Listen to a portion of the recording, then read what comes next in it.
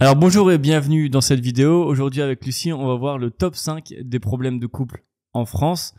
Et tu vas voir que c'est pas forcément ce à quoi tu penses directement. Avant de démarrer la vidéo, je t'invite à t'abonner si c'est pas déjà fait. Et si tu as besoin d'échanger avec nous par téléphone, il y a en description un lien directement pour prendre un rendez-vous de 30 minutes avec notre assistant Louis. Et t'inquiète pas, il ne mord pas. Tu voulais que je démarre directement parce que le premier sujet, le problème de couple qui existe en France, alors je sais pas si c'est le numéro 1 ou autre, mais c'est l'argent. L'argent parce que du coup, si t'as par exemple t'as des revenus qui sont différents de ton partenaire, alors peut-être qu'au début ça va, t'arrives à trouver un terrain d'entente, sauf que on se rend bien compte que les envies de quelqu'un qui gagne par exemple plus d'argent que l'autre vont être différents. En termes de vacances par exemple, tu vas pas pouvoir aller aux mêmes endroits si t'as pas assez d'argent que ton ou ta partenaire. Et a priori, c'est quelque chose qui gêne vraiment, le fait de pas d'avoir un écart d'argent dans le couple.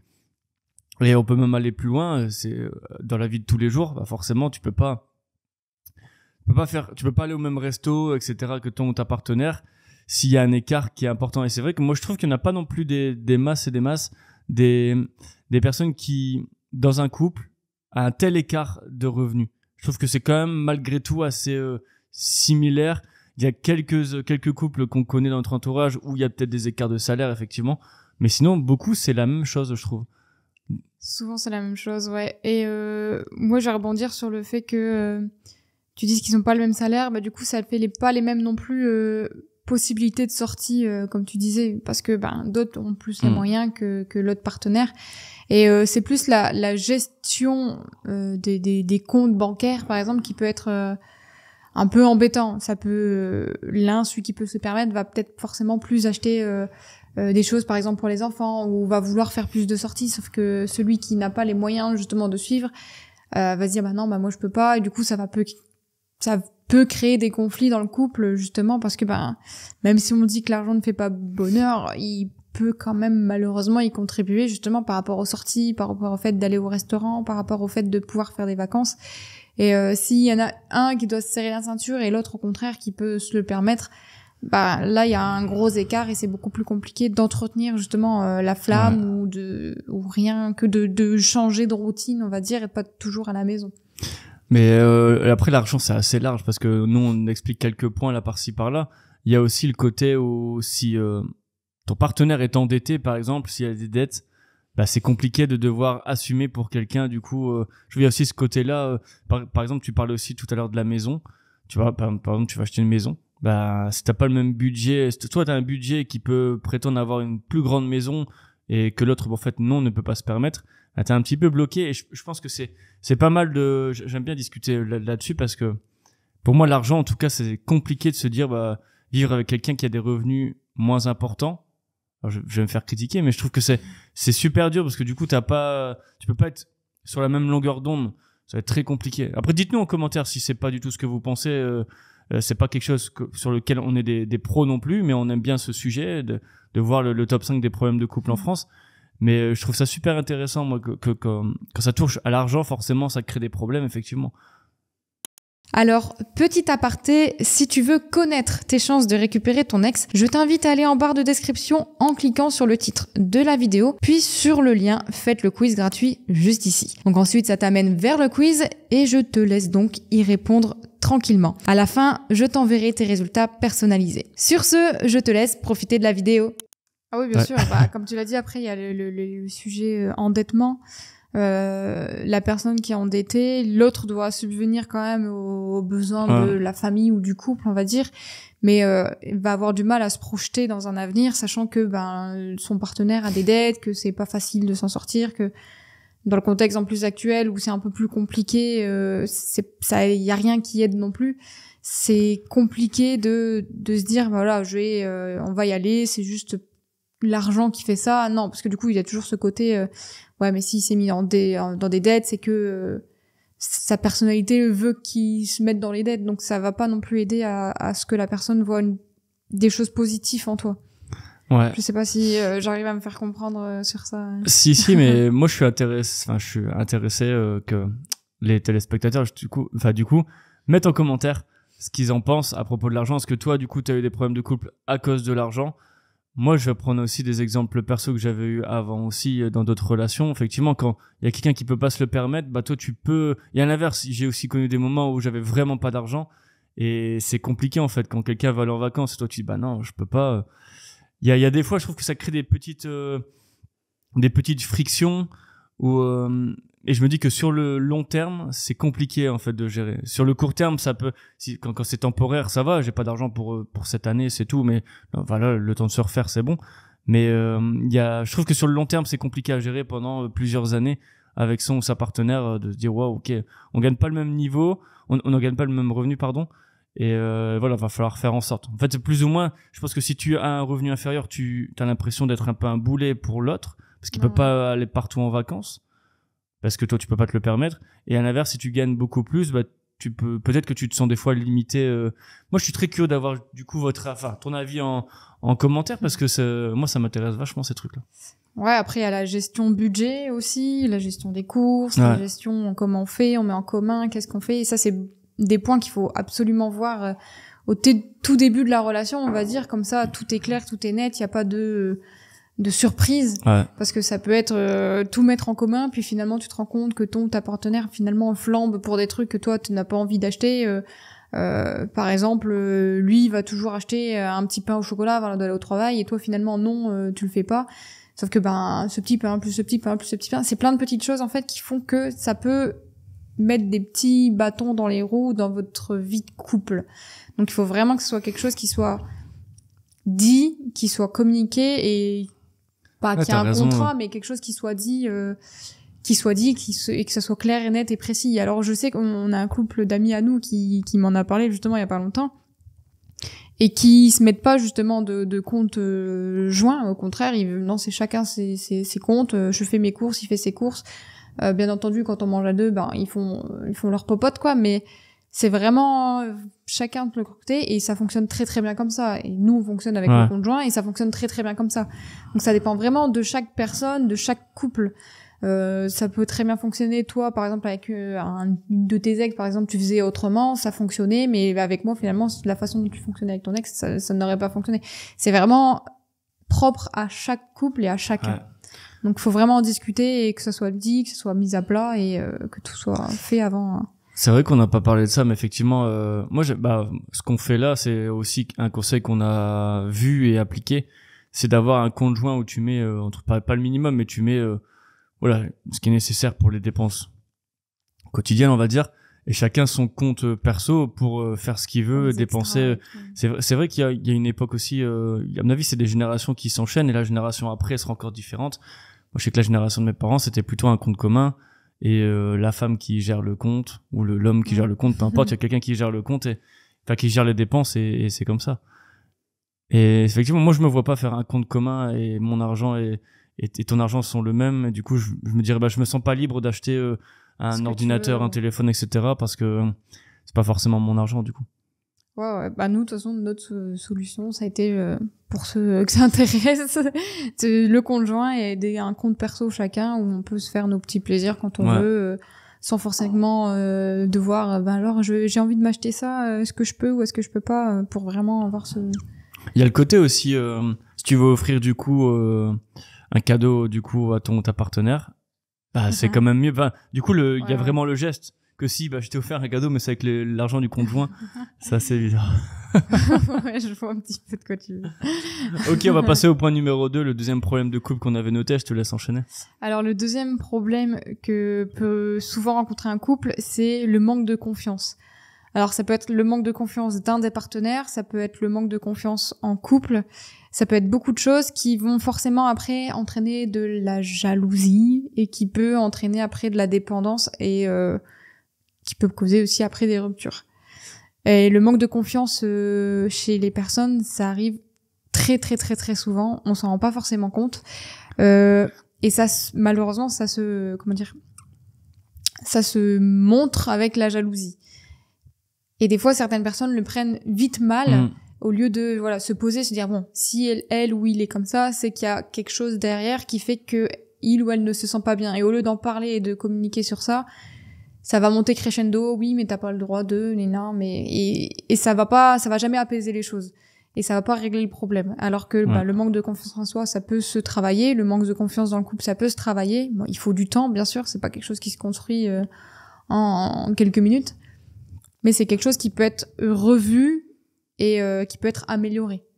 Ouais, et en parlant de jalousie, moi je trouve que c'est pas forcément que ton ou ta partenaire du coup va voir ailleurs, enfin pas va voir ailleurs, mais discute avec des personnes du sexe opposé. Mais surtout la jalousie en termes d'évolution de carrière aussi, j'aimerais parler de ça. Parce que si t'imagines que t'es dans un couple, admettons, pour 30 ans, et qu'au début vous êtes tous les deux au poste le plus bas de votre société, par exemple, ou très peu élevé, et qu'il y en a un qui fait une ascension fulgurante et qui gravit les échelons, clac, clac, clac, tout le temps. Pareil, ça rejoint un petit peu avec l'argent, parce que du coup, augmentation de salaire, etc., plus de responsabilités, pendant que l'autre personne, en fait, elle voit du coup son partenaire bien réussir à augmenter, et toi t'es là, mince, t'augmentes pas, donc ton salaire ne suit pas et t'as pas de responsabilité, ça devient monotone. Je trouve qu'il y a un manque de confiance qui peut aussi arriver en fait à ce stade là, quoi. Ouais, c'est pas forcément que par rapport aux relations humaines, sociales, ça peut être, oui, comme tu l'as dit, une jalousie de l'évolution de l'autre et de se dire moi j'arrive pas à augmenter, j'arrive pas à aller comme lui dans son sens, et du coup se sentir un peu inférieur dans la relation. Ça c'est super intéressant, parce que franchement pour moi il y a un gros travail du coup à faire là-dessus. Enfin, t'es obligé de communiquer en fait. Et si tu dis pour toi ça va pas, etc., si par exemple t'es dans la position où t'évolues pas, par exemple je parle encore au niveau de la carrière et du professionnel, en parler du coup avec ton partenaire qui est en train de monter, et que du coup ton partenaire doit t'aider à aussi toi augmenter. Alors pas forcément au niveau pro, mais même t'augmenter à devenir à une meilleure version de toi-même, tu vois. Toi t'as pas forcément le choix dans ce cas-là, tu vois. Si tu communiques pas là-dessus et que pendant des années tu laisses faire et que l'écart se creuse, après c'est fini, quoi. Ouais, et puis de toute façon, on va en venir aussi après sur ce point de la communication, qui est aussi un problème majeur dans les couples. Mais ouais, la jalousie, quoi qu'il arrive, c'est quelque chose qui peut, et comme je l'ai dit au tout début, il faut en parler pour justement trouver les raisons qui font que il y a ce manque de confiance en soi, parce que souvent c'est à cause de ça que ça arrive, la jalousie. Et essayer l'amour, c'est pas enfoncer l'autre, au contraire, c'est de le porter vers le haut, comme lui va te porter vers le haut, et s'apporter quelque chose mutuellement. Et donc le fait d'aider l'autre à aller mieux, ça va faire que votre relation ira mieux aussi par la suite. Et ça sera que du vertueux et du positif. Donc en parler, c'est vraiment la meilleure des choses à faire. On va enchaîner directement sur le point numéro 3, on l'a pas mis en numéro 3, mais la communication. Encore une fois, si tu communiques bien, il y aura pas de problème dans ton couple, alors que si tu laisses couler, alors que ce soit au niveau de l'évolution de la carrière par exemple, ou le fait que ton partenaire parle avec une personne du sexe opposé, si tu en parles pas et que tu règles jamais les problèmes, les problèmes vont s'accumuler, et derrière c'est irréversible par la suite. C'est bête, mais si pendant 10 ans tu parles pas de ce qui va pas, et qu'au bout d'un moment tu lâches ton sac, en fait il y a tellement de choses que c'est plus possible, quoi. Il y a plus de machine à arrière faisable. Il y a plus de machine arrière faisable. Il y a plus de pas en arrière, effectivement. Quand on parle de problèmes de communication, bien entendu, on parle de manque de communication, hein. Je pense que quand il y en a trop, il y a rien de mauvais à ça, au contraire. Mais ouais, le manque de communication, ça touche énormément de monde. Je vais pas vous le mentir, moi ça me touche des fois. Florent souvent. Des fois me le dit. Tu manques un peu de communication, et parce que malheureusement dans ma vie il y a eu des choses qui ont fait que j'ai eu besoin d'intérioriser et pas d'extérioriser. Tous les jours j'essaye de m'améliorer quoi qu'il arrive. Si j'y arrive, tu peux y arriver toi aussi. Donc pour le manque de communication, il faut vraiment s'ouvrir, faut pas avoir peur. De toute façon, ton partenaire est là pour, comme je l'ai dit tout à l'heure, pour t'aider à aller mieux, pour te faire grimper vers le haut, et que ça aille mieux entre vous. Donc, il n'y a pas de peur à avoir à dire des choses. Faut y aller, en fait. Moi, j'ai du mal à comprendre. Toi, t'as du mal à comprendre pourquoi tu le manque de communication, pour moi, ça n'a pas de sens. Si c'est pas logique. S'il y a quelque chose qui va pas, faut juste le dire vite, en fait. Moi, je supporte pas de rester là 3-4 jours à me dire ça va pas, je vais en parler. Non, faut que j'en parle tout de suite. Si ça va pas, ça va pas. Et je gagne du temps, c'est tout, je gagne du temps. Tu gagnes du temps. Pour certains, c'est pas le cas et du coup, ils ont du mal et voilà. Donc, c'est quelque chose qu'il faut vraiment travailler et qui peut se faire, hein, quoi qu'il arrive. Je pensais à autre chose, mais je n'arrive plus à retenir dessus. Du coup. Je vais pas t'aider. Non, tu peux pas m'aider, non.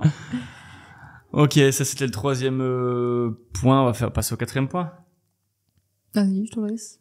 Bon, on va parler de sexe. Je trouve, pour résumer ça en d'un coup, si au niveau sexuel ça passe pas bien, bah forcément, alors peut-être qu'au début ça passe peut-être dans la relation, mais sur le long terme, encore une fois, c'est pas possible. Je pense qu'il y a pas besoin d'aller plus loin là-dessus. Je pense que c'est juste logique. C'est un peu comme du manque de communication. Si tu communiques pas ou si du coup au niveau sexe ça marche pas avec ton partenaire, bah ça va durer un petit temps, comme le manque de communication, et après bah c'est fini. T'arrives à un point où c'est plus possible, quoi. Un point de non-retour. Ouais, oui, il y a des choses qu'il faut pas laisser aller. Alors nous, pour les femmes, il y a plein de trucs qui font que ça peut aller, comme ça ne peut pas aller. Alors je pense que pour les hommes aussi, en soi, hein, le fait de bien manger, ça peut faire que ça aille mieux. Le fait de la pilule, hein, malheureusement, des fois, ça n'aide pas au niveau de la libido. Donc il faut vraiment pas hésiter à en parler à sa sage-femme, à sa gynéco. Il y a des choses que vous pouvez faire.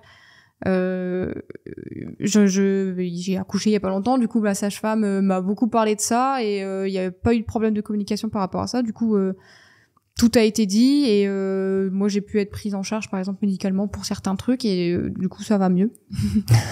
Donc en tout cas pour les femmes, si vous avez des questions, ouais, je un peu dans l'intimité là, je parle un peu de choses un peu personnelles, mais en soi il faut vraiment en parler, il faut pas avoir honte. Je sais que c'est un peu tabou encore en ce moment. Tout ce qui est sexualité féminine, même la masturbation féminine, entre guillemets, des fois ça peut être un peu tabou et choquant. Et au contraire, il faut en parler si vous ressentez plus de libido, si au contraire vous en avez trop, s'il y a chacun ses problèmes, il faut vraiment pas hésiter à en parler à un médecin, à une gynéco, à une sage-femme. C'est les spécialistes pour ça, donc ils seront là pour vous aider si vous ressentez qu'il y a un problème au niveau sexuel avec votre partenaire. Ouais, encore une fois, discuter à chaque fois avec ton partenaire, au moins t'es tranquille. Ouais. Et la communication surtout. Et du coup, ça me revient à ce que je voulais dire pour la communication. Il y a aussi un moyen de communiquer. Il faut pas communiquer en étant énervé, en criant, en hurlant partout. Non, mais pas du tout. Parce que je sais qu'il y en a qui communiquent, mais que en hurlant, en criant, en dénonçant des choses, en disant toi tu fais que des trucs nuls, c'est ta faute, c'est toi, en mettant tout sur la faute de l'autre. Non, il faut y aller en communiquant voilà, calmement, tranquillement, sans trop de jugement envers l'autre et sans trop le mettre à terre en soi, parce que c'est pas ça qui va aider non plus dans la communication. Si t'es toujours dans l'attaque avec le tu fais ça pas bien, tu nanana, tu fais pas ça, tu ne m'aides pas, nanana, bah forcément l'autre va se sentir agressé et la communication ne sera pas bonne. Ok. Faut plus parler avec les émotions quand tu veux parler de quelque chose. Bah voilà, je ressens plutôt ça en ce moment. Tu peux me dire un peu ce qui se passe pour toi. Moi, je ressens plutôt ça. Et là, du coup, vous aurez une communication qui va être plus positive. Plus fluide, même plus fluide. Au final, t'en parles. Mais moi, j'aime bien faire cette vidéo au final parce que ça change. On est souvent dans la reconquête amoureuse, là où on connaît beaucoup plus. Que là, c'est un problème de couple. On est moins dedans, on est moins dans le problème de couple. Généralement, on est plus après, quand il y a la rupture. Mais je trouve ça super intéressant parce qu'on parle d'argent, de jalousie, de sexe, de manque de communication. Et nous, on veut vraiment savoir ce que t'en penses aussi en commentaire. Je trouve ça super intéressant. Chaque situation est différente et est touchée par un problème particulier. Après, peut-être qu'on va pas citer ce que toi, tu as actuellement en termes de problème de couple, mais voilà. Alors finalement, on s'est arrêté au 4e problème de couple, tout simplement parce qu'on voulait parler de la routine sur le 5e point, mais on va faire une vidéo très spéciale juste pour toi. Donc ce serait une version un peu plus longue, donc on va décider de s'arrêter là. Et hésite pas, dis-nous en commentaire si tu veux un épisode sur la routine. En tout cas, nous on va le faire, la routine de couple. Et voilà. Sur ce, ciao.